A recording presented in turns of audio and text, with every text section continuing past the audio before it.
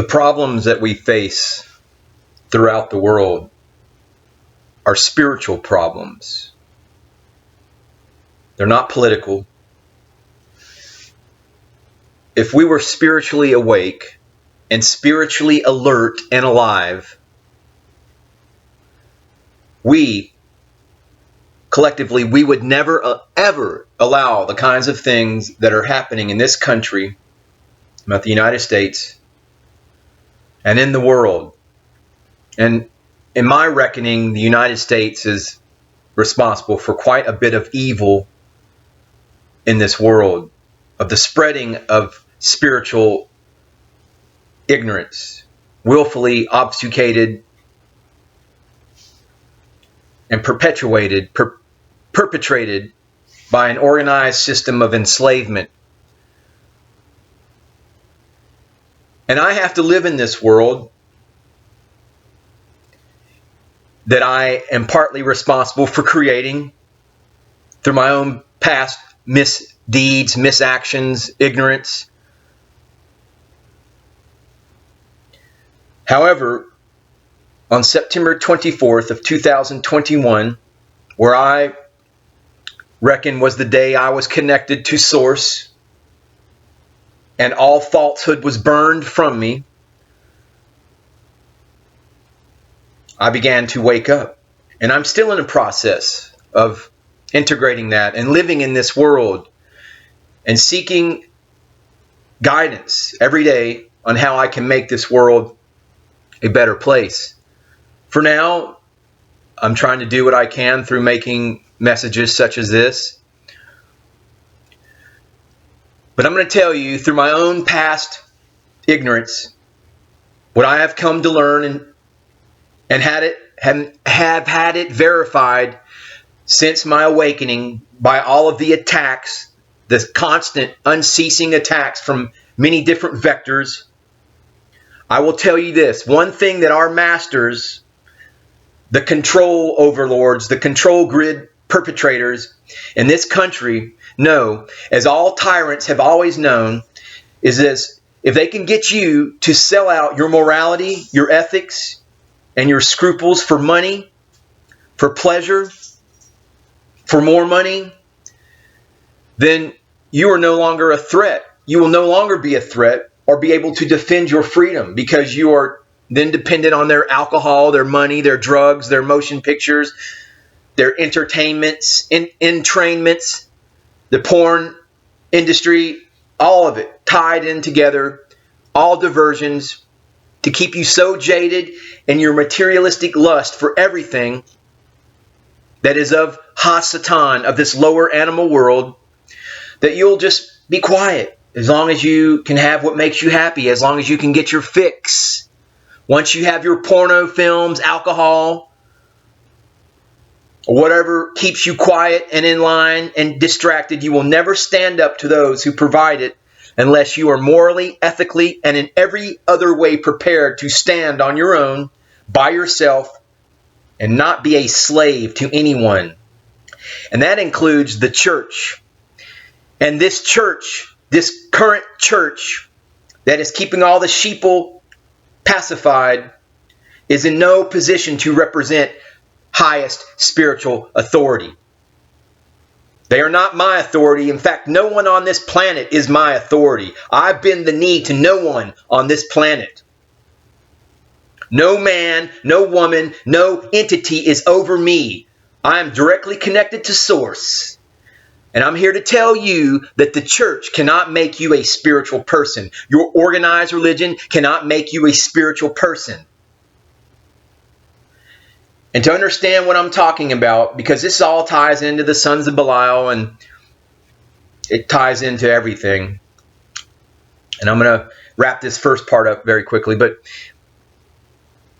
look at the organized church in the Western world, beginning with the Roman Catholic Church in the year 325 AD at the First Council of Nicaea. This needs to be studied very closely.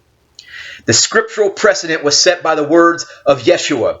You know him as Jesus, which means son of Zeus. It's a Greek word. But Yeshua, who once said, "Can a bad tree give forth good fruit?" Think about it. Look at the fruit that is among us today. Is it spoiled? Do you want to taste of it? Have at it. Now listen, I'll pick up with the examination of organized religion later, but a pagan Roman emperor created Christianity. So, indeed, how the sons of Belial, how the sons of darkness have ever been able to insinuate themselves in this world, have ever been able to do their job, essentially, is through organized religion. Now, all of this, though, has a precedent in the beginning of time, the beginning of consciousness, the beginning of awareness, so to speak. And no one knows exactly how this illusory atmosphere of thought, of awareness began. I don't believe there ever was a beginning to consciousness. And I believe that for millennia, the universal consciousness lay dormant and dreamless. She held it all within her, absolute self, consciousness, dreaming. One day, in a faraway space-time parallel, a dreamed dimension, for how else could it be? Physicality did not exist in the very beginning, the very genesis. However, a breathtaking phenomenon took place. A movement came from within, from the center of absolute awareness. It began to dream, and holographic images started to flourish all around. They began to move and became alive, and some of them became conscious of existence. The first of these apparitions was magnificent. Light, love, and peace were her attributes. This original being began the work of creation. It took the name of the source of radiant essence. In a faraway moment, within chronological time, the dream of universal consciousness stabilized and evolved into the realization, I am. This understanding, I am, was first thought within the source of radiant essence, which rejoiced in happiness and bliss for billions and trillions of aeons. At some point within the non-existent past, the source became conscious of its existence, along with other planes of dormant awareness. Such planes are what you call dimensions. There were as many dimensions as there are presently stars in the heavens. Absolute consciousness, through the source of radiant essence, decided to create points of individualized consciousness contained in 9 different dimensions. The other dimensions continued to exist, but they were not paid any attention since they were in suspended neutral calm. The source continued to create universe after universe in its own image and likeness. And they were universes of radiance. It produced sentient beings of eternal brilliance with their own free will and the power to dream and thus create. They were and are mesmerizing living entities of pure light. One of these beings was captivatingly beautiful, alike the source, but with masculine energy. He possessed his own amazing powers. Such was his splendor and resemblance to the source that one day, in a space and time different to our own, he conceived the possibility of aspiring to become the architect of a parallel, multi-level dimensional creation. He proclaimed, I am separate. I am different. I am better. I am I. And this was the instant in which the first akrat, the ego, separate consciousness, the akrat was born. And this was the moment in which akrat, ego, took his heart mercilessly and made him believe he was separate. Together with the akrat, suffering and terrible pain were born, and all the 9 dimensions within this great dream trembled with a new virus, the virus of fear. This being experienced the sensation of being a separate awareness and forgot that all the other holographic visions around him were no more than images inside a dream. This identity stemming from his ego said, "Nothing in this creation compares to me." Thus he began to forget his own roots, and so he began to suffer horribly. His light began to shut down, and his powers started to hurt and contaminate others. And with these powers, he began to shape his own twisted realm and its brood. That brood is known to us as the sons of darkness.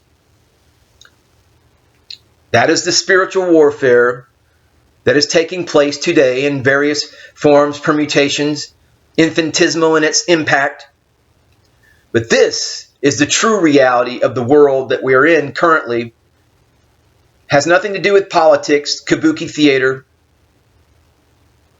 It's not that I'm not interested in the world around me that I live in, but I saw how I was part of the world through my own ignorance and daily seek to expand in the light, which is consciousness, knowledge, daily application of living as the Magi lived in pursuit of study, of understanding, and daily self-improvement, of rising in consciousness, of expansion, which is true ascension, expansion of consciousness. All is mine, the universe is mine. We are all part of this world. And it's not necessarily as easy as the dichotomy of good and evil. We're all responsible for this to one varying degree or another, as long as we are beholden to our own akrat, the ego. So I suppose there will be a part 3 to this, to all the 30 people that watch these videos. Ultimately, this is all about knowledge and darkness.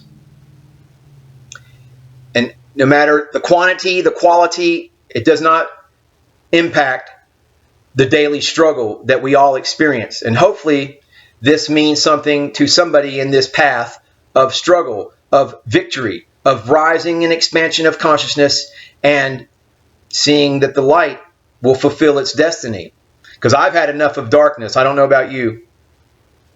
Namaste, namaskaram.